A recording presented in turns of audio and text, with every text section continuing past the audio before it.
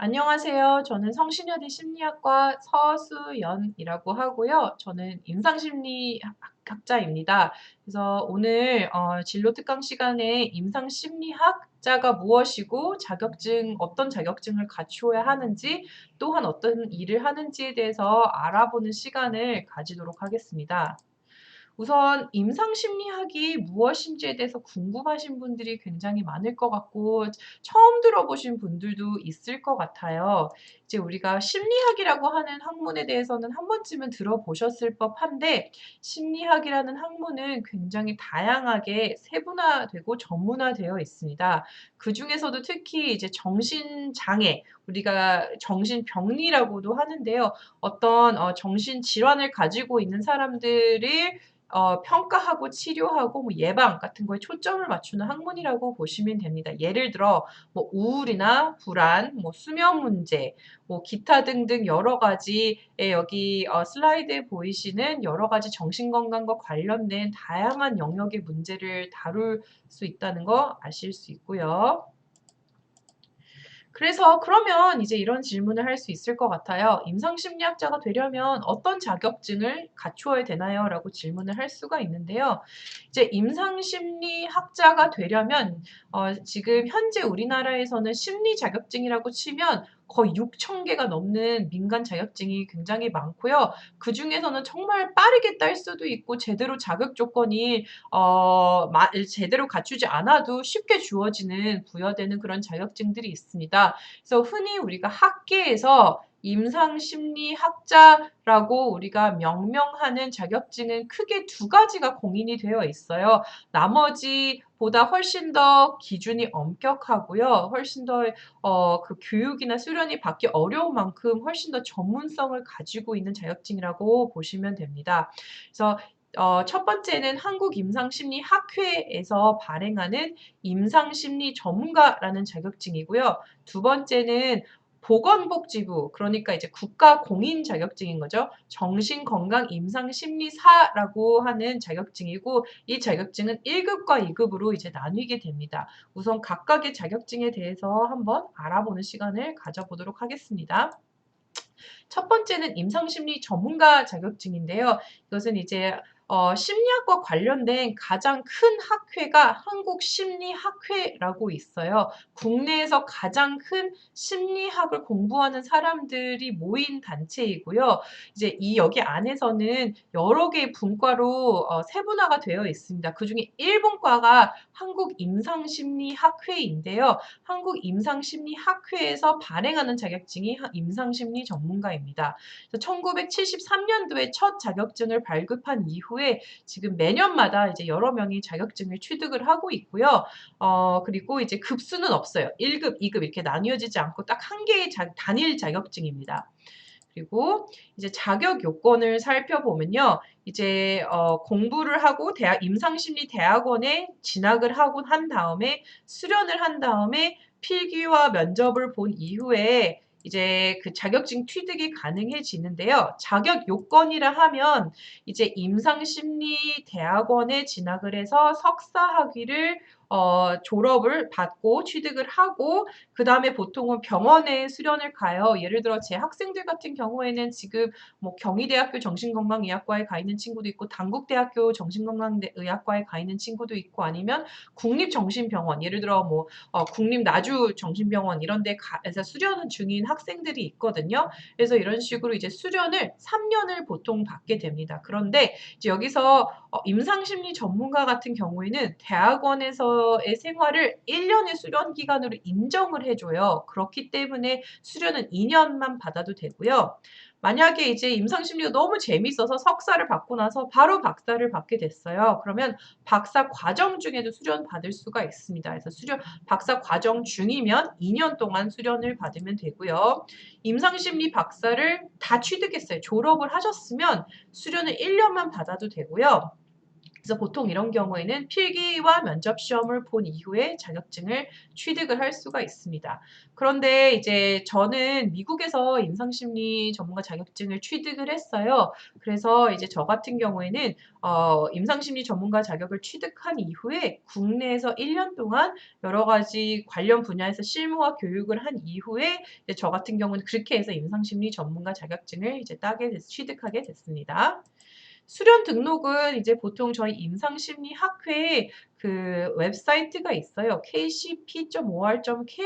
여기에 들어가시면 일반인을 위한 공간도 있고 이제 그 수련생 혹은 이제 전문가들을 위한 공간도 있는데요. 이제 저 대학원에 들어오게 되면 이렇게 등록을 해야 돼요. 그래서 본인의 지도 교수님을 수련 감독자로 등록을 한 다음에 이제 수련을 받을 수가 있고요. 보통은 이제 등록 절차가 한국임상심리학회에 회원 가입을 하고 그다음에 수련 등록과 모집 보고를 작성을 한 다음에 보통 학생의 신분이라면 증빙 서류를 내야 돼요. 뭐 재학 증명서와 같은. 그다음에 한국심리학회 회원 가입을 한 이후에 돈을 내시고 연회비를 내시고 이제 보통은 이제 승인을 받으면 수련이 등록이 되고 그때부터 이제 수련에 대한 게 이제 카운트가 됩니다. 그리고 그러면 어떤 이제 대학원에 다 졸업을 하고 나서 어디 가서 수련을 받냐 궁금해하실 수가 있을 것 같아요.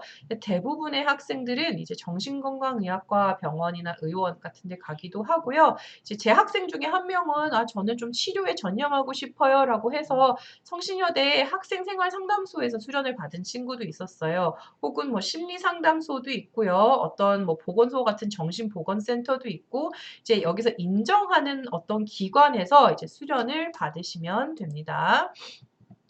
수련 제도는요, 이제 보통은 수련을 받을 때 어떤 업무를 하느냐 굉장히 궁금해 하실 수 있어요. 이제 첫 번째 제일 많이 하는 업무 중에 하나는 이제 심리평가입니다. 예를 들어 지능검사 혹은 신경심리평가, 성격검사 이런 것들을 이제 수행하는 것뿐만 아니라 이런 것을 수행을 한 이후에 이거를 결과 해석을 하고 그다음에 보고서까지 쓰는 이걸 종합평가라고 하거든요. 이거를 3년간 최소 300시간을 해야 되고 30케이스 이상 해야 돼서 심리평가가 주된 업무 중에 하나이고요. 두 번째는 심리치료입니다. 3년간 최소 300시간 이상 수행을 해야 되고 50시간 이상 지도 감독을 이제 받아야 되는데요. 슈퍼비전이라고 해요. 지도 감독은 이게 뭐냐면 이제 심리치료를 받은 다음에 수련생이 많은 경우에는 혼자서 심리치료를 이끌어 갈 만큼 아직은 경험이 많지가 않을 때 이제 그 전문가 선생님한테 가서 슈퍼비전을 해주세요라고 하면 어떻게 하면 좀 더 효율적으로 심리치료를 잘 끌고 나갈 것인지에 대한 많은 조언들을 해주시거든요. 그래서 이걸 슈퍼비전이라고 얘기를 하고요. 특히 이제 뭐 인지행동치료, 수용전념치료, 뭐 변증법적 행동치료, 기타 등등 굉장히 다양한 종류의 치료들이 있는데 이런 치료들을 대학원에서 배우고 이런 현장에 가서 적용을 할 수 있는 기회가 주어집니다. 또한 이제 사례 발표도 해야 되는데요. 이게 뭐냐면 내가 심리 치료를 한 사례에 대해서 그 전문가들 앞에서 어떻게 케이스를 이끌어 나갔고 어떻게 이제 그 케이스를 해석을 했고 어떤 결과가 있었는지에 대해서 발표를 이제 하게 됩니다. 이건 학회에 대해서 보통 발표를 하게 되고요. 그다음에 이제 논문 발표도 중요합니다. 이제 임상심리 전문가가 조금 더 까다로운 자격증이라고 보시면 돼요. 정신건강 임상심리 전문가에 비해서. 그 이유가 뭐냐면 이제 논문 발표를 해야 되는데 일저자로 한 편 이상 A급의 학술지에 준하는 저널에 이제 논문 발표를 해야 되고요. 이 논문 발표가 굉장히 중요한 이유는 뭐 아니 임상 현장에서 일을 하면서 굳이 뭐 논문이나 연구 같은 거를 해야 할 필요가 있을까라고 생각을 하실 수가 있는데 이제 심리 치료나 여러 가지 진단 같은 거는 진화하게 됩니다. 많은 연구들을 통해서 이제 진화를 하게 되는데요. 이런 연구들에 대해서 어느 정도 해석을 하고 계속 업데이트를 할 수 있는 능력을 가지고 있어야 돼요. 그래서 이 논문 발표를 꼭 보는 이유는 이런 연구 이제 앞으로 내가 가지고 있는 지식, 전문 지식이 업데이트될 수 있는 그런 능력을 가지고 있는지를 살펴보기 위해 논문 발표를 공부를 하는 거예요. 그다음에 이제 한국임상심리학회 같은 경우에는 1년에 이제 2번 크게 연차학술 대회를 합니다. 그리고 그 이외에도 한국심리학회에서도 연차학술 대회를 이제 진행을 하고 있고요. 그래서 이런 학술 회의를 학술 대회를 20시간 이상 참석을 하셔야 되고요. 그다음에 사례회의는 10시간 이상 참석을 해서 이제 많이 듣고 보고 배우는 시간을 가지는 게 중요합니다. 또한 이제 대외 협력 지원 사업 같은 것도 이제 해야 하는데요. 수련 과정 중에서 예를 들어 뭐 탁과에 가서 다른 것들을 도와준다든지 아니면 뭐 여러 가지 연구 사업에 참여를 한다든지 기타 등등 이제 사회에 도움이 될 수 있는 이런 사업에 참여를 30시간 이상 해야 합니다. 그리고 이제 제 생각에는 임상심리 전문가 혹은 정신건강 임상심리사가 다른 자격증과 구분이 되고 비교가 되는 가장 큰 항목이 7번째 윤리교육이라는 것인데요. 여러분들 왕왕 뉴스에서 이제 뭐 심리치료사가 그 자기 내담자를 뭐 성범죄를 저질렀네 이런 안타까운 소식들을 들어보신 적이 있으실 거예요. 근데 이제 그런 것들을 보면 이제 많은 경우에는 이제 제대로 된 자격증을 갖추지 않아서 윤리 교육을 받지 않았기 때문에 이런 부분들이 잘못됐다는 것을 이제 알 수도 있고 또한 이제 만약에 윤리 교육을 받았더라도 이런 것을 위반했을 시에 그 자격증을 박탈을 할 수 있는 그런 권한도 임상심리학회가 가지고 있습니다. 그렇기 때문에 이제 여러분들이 어떤 내가 심리 치료를 받고 싶다, 이제 내담자가 되고 싶다, 혹은 내 주변에 있는 사람을 심리 치료를 받고 있는 기관으로 내가 소개를 하고 싶다 이런 생각이 있다면 꼭 윤리 교육을 받은 전문가한테 소개를 하는 게 매우 중요해요. 그래서 한국임상심리학회에서 발행하는 임상심리 전문가 같은 경우에는 이제 윤리 교육을 꼭 1년에 한 번씩 꼭 수행을 하고 있습니다. 그래서 이제 수련생들 같은 경우에는요, 이제 대학원 과정 이상에서 가능하고요. 임상심리 전문가는 꼭 대학원 석사학위 이상입니다. 그리고 이제 뭐 여러 가지 이런 룰들이 있는데 이제 여러 가지 이제 이런 것들을 참고를 해주시면 좋을 것 같고요. 정신보건 임상심리사라고 제가 써놓기는 했는데 이게 예전에 이름은 정신보건 임상심리사였는데 이름이 바뀌었어요. 정신건강 임상심리사로 이름이 바뀌었습니다. 보건복지부에서 이제 발행을 하는 거고요. 국가 전문 자격증입니다. 지역사회 정신재활 장면에서 뭔가 객관적인 심리 평가를 하거나 심리 상담을 하거나 심리사회 재활 프로그램 개발이나 교육을 하거나 기타 등등 이런 굉장히 전문적인 심리학자들을 양성을 하는 자격증이라고 생각을 하시면 돼요. 그리고 이제 이 정신건강 임상심리사 같은 경우는 1급과 2급으로 이제 구분이 되거든요. 이제 심리학사 학위가 있는데 이건 학사의 수준에서도 2급을 취득을 할 수가 있어요. 그래서 학사를 받고 1년 동안 수련을 할 수가 있고요. 임상심리사 산업인력공단 오늘 다루지는 않을 건데요. 산업인력공단에서 또 발행하는 임상심리사라고 하는 자격증이 있는데 이 자격증이 있고 1년 동안 수련을 받아도 받을 수가 있습니다. 그래서 이제 필기시험을 보면 자격증을 이제 취득을 할 수가 있고요. 이제 2급 같은 경우에는 이론 150시간 배우고 수련 그리고 학술 활동 이렇게 세 가지의 활동으로 구분이 되어 있습니다. 총 1000시간을 채워야 하고요. 그다음에 이제 수련 같은 경우에는 보통 하는 업무들을 살펴보면 1년 동안 할 때 심리평가, 뭐 개인 혹은 집단 심리치료, 예를 들어 조현병과 같은 이런 좀 중증 정신장애를 가지고 있는 분들을 위한 정신사회재활, 그리고 뭐 개별 사례에 대한 분석, 보통 이런 업무들을 한다고 합니다. 그다음에 이제 총 830시간 이수를 완료를 해야 되고요. 1급 같은 경우에는 이제 똑같이 임상심리 전문가와 매우 유사한데요. 임상심리대학원에서 석사 학위를 꼭 취득을 해야 되고요. 그다음에 3년 이상 수련을 받거나 혹은 정신건강 임상심리사 2급이 먼저 있어요. 그러면 실무 경험이 5년 정도 있으면 또 이게 취득이 가능하고요. 산업인력공단 1급을 혹시 가지고 있으면 3년 동안 추가 수련을 받으면 자격증이 부여되게 됩니다. 필기시험을 합격하면요. 그래서 이제 정신건강 임상심리사의 수련 제도를 보면 3년으로 이제 구성이 되어 있고요. 보통은 1, 2년 차에는 이론, 수련, 그리고 학술 활동 이렇게 있는데 주로 이제 어떤 임상 업무, 예를 들어 심리 평가, 심리 치료, 컨설팅 이런 거 위주로 이제 시간이 많이 채워지게 됩니다. 그래서 총 1000시간 정도의 시간이 있고요. 이제 3년 차가 되면요. 이제 임상 업무가 더 늘어나기도 하고요. 이제 또 다른 뭐 다른 것들을 공부하는 시간도 더 많이 가지고 그래서 3년 동안 총 3000시간을 이제 수련을 받게 됩니다. 그래서 여러분들 한번 생각을 해보시면 좋을 것 같아요. 이제 만약에 여러분들이 주변에 있는 사람을 임상심리 전문가 혹은 정신건강 임상심리사가 아닌 다른 자격증으로 이제 소개를 하게 된다면 보통은 이런 정도의 수련을 받지 않거든요. 전문성이 좀 떨어질 가능성이 높아요. 예를 들어 뭐 쉽게 인터넷으로 취득한 자격증이라든지 이런 문제들이 있으면 이제 아무래도 전문성이 떨어질 수가 있으니까 여러분들이 혹시 주변 사람이나 본인이 심리 치료나 심리 평가를 받고 싶을 때 꼭 이제 이 두 자격증을 기억을 하시면 좋을 것 같아요. 보통은 정신건강 임상심리 전문가의 수련기관은 국공립정신병원, 전공의 수련기관으로 이제 지정된 정신의료기관, 그러니까 보통 어떤 여기서는 받을 수 있다라고 이제 보건복지부에서 승인을 해주거든요. 그 이외에도 뭐 정신요양시설, 그러니까 만성정신병원, 사회복귀시설, 뭐 재활시설 같은 데일 수도 있고요. 정신보건센터, 뭐 지역사회에 있는 보건사업을 수행하는 이런 보건소, 이런 곳에서 주로 수련을 받게 됩니다. 자, 이제 세 번째는 임상심리사인데요. 이거는 이제 오늘 초반에 제가 소개를 하진 않았는데, 이제 세 번째 자격증으로 이제 세 번째로 보통 많이 취득을 하는 자격증이라고 생각을 하시면 돼요. 한국산업인력공단에서 이제 보통 발급을 하는 거고, 이거 역시도 국가 전문 자격증이고요. 이제 여러 가지 지역사회 영역에서 이제 활동을 이제 하고 있는데요.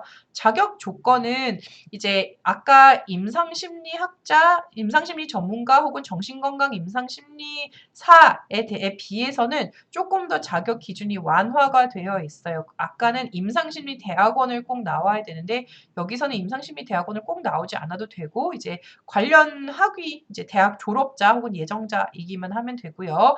이제 1년 이상 수련을 받거나 2년 이상 실무 종사자가 를 마치면 2급의 자격증이 이제 부여가 됩니다.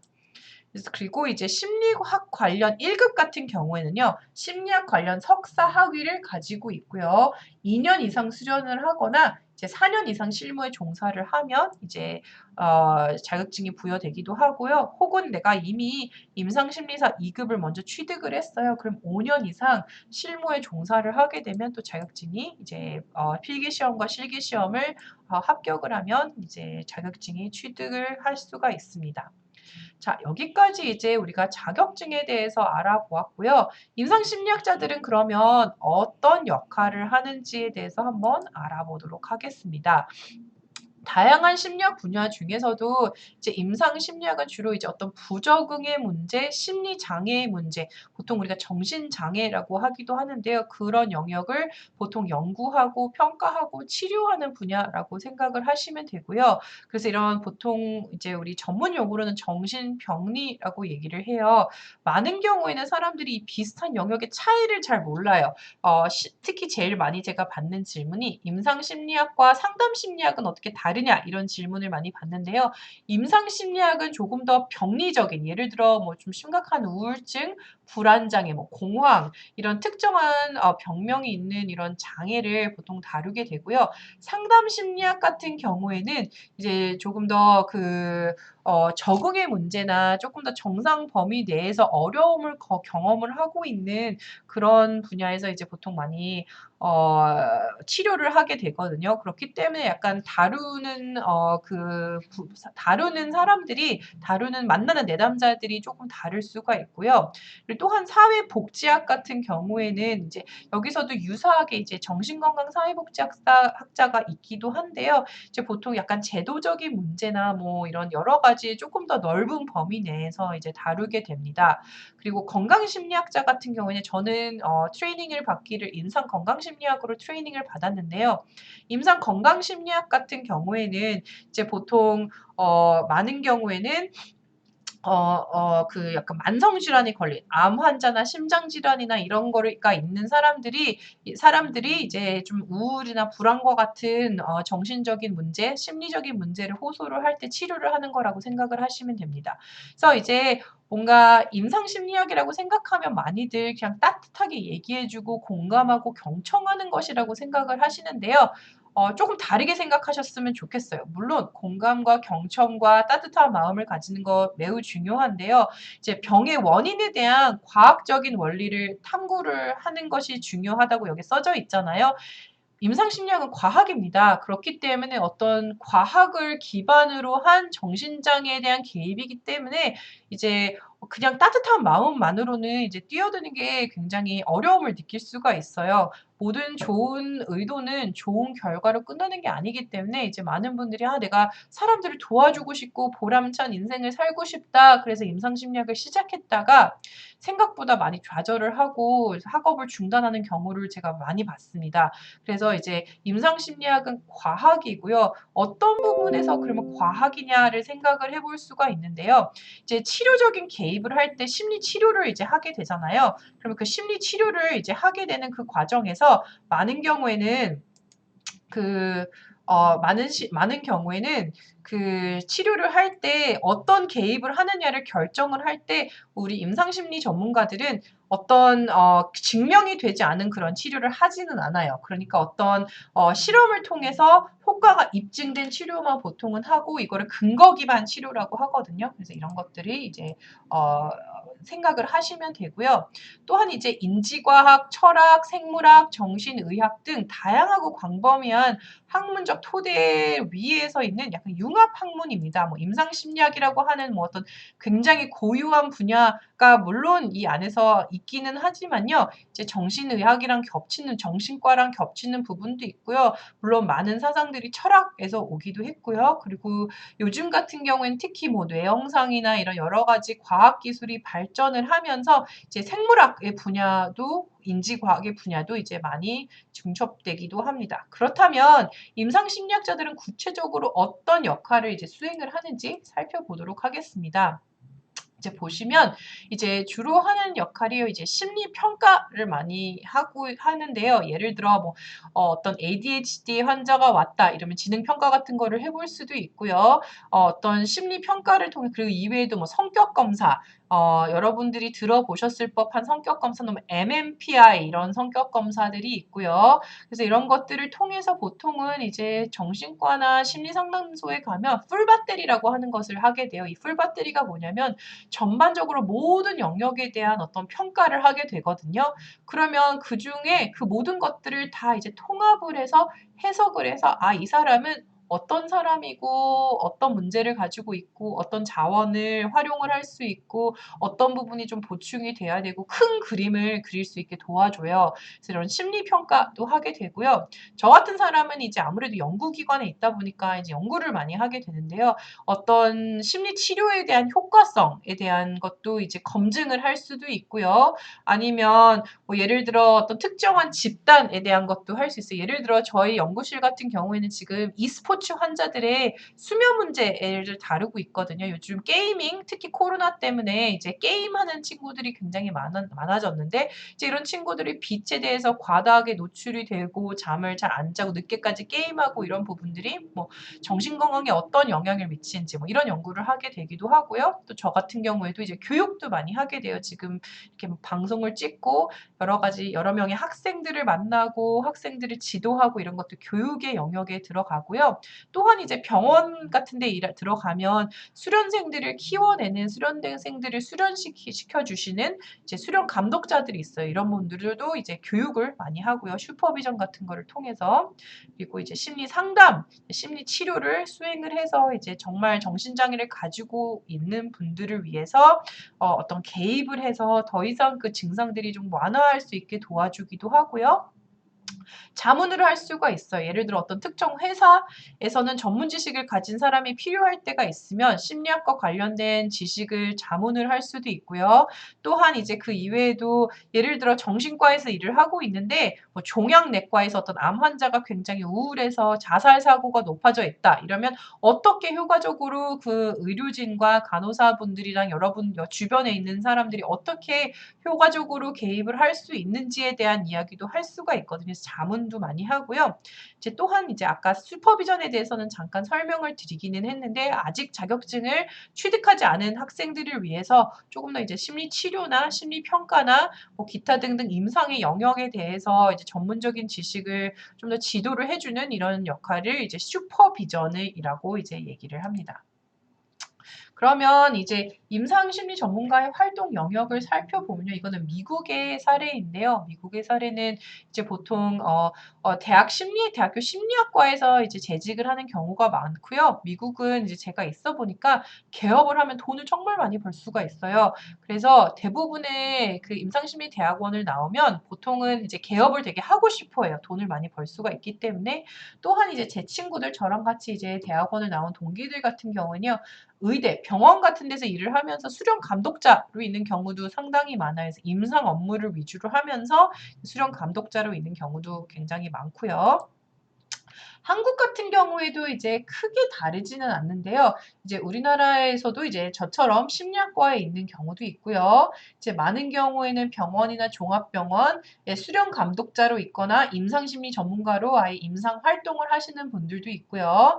개인 병원, 예를 들어 동네 정신과 같은 데서 뭐 심리평가와 치료를 도와주시는 분들도 있고, 본인의 개인 상담소를 아예 개업을 해서 하시는 분들도 있고요. 기타 등등 굉장히 다양한 영역에서 이제 활동을 하고 있는 것을 이제 볼 수가 있습니다. 그래서 이제 이거 2008년도 자료라서 좀 오래되기는 했는데요. 이제 활동 영역이 굉장히 다양하다는 것을 이제 보실 수가 있습니다. 그래서 이제 여러 가지 지금 아무튼 이런 분야들이 점점 확장을 하고 있어요. 현재도 저희가 조사를 해보니까 이제 지금 기업에서 일하는 기업 상담하시는 분들도 있고요. 그 이외에도 이제 많이 임상심리 전문가들이 일할 수 있는 영역이 확장이 돼서 법원, 뭐 예를 들어 가정법원에서 이혼 소송을 할 때 양육권을 누가 가져가는 것인지에 대해서 뭐 조사를 하거나 아니면 뭐 검찰 같은 곳에서 뭐 인사 같은 것들을 거기에 있는 분들을 위해서 이제 인사와 관련된 여러 가지 이제 정신건강 문제들에 관여하시는 분들도 있고요. 아마 여러분들 경험을 해보셨겠지만 학교 내에서도 이제 정신적인 문제를 가지고 있으면 위센터라고 하는 곳이 있어요. 그래서 상담 선생님이 이제 학교 내에 배치가 돼갖고 어려움 있는 학생들을 도와주는 뭐 이런 역할을 하기도 합니다. 그래서 이제 오늘 여러 가지 임상 심리 전문가의 역할 그리고 필요한 자격증에 대해서 이제 배워보게 되는데요. 혹시 궁금증이 있으신 분들은 제가 여기 이메일 주소 적어놨으니까 언제든지 이메일을 보내서 질문을 하셔도 좋습니다. 네, 감사합니다.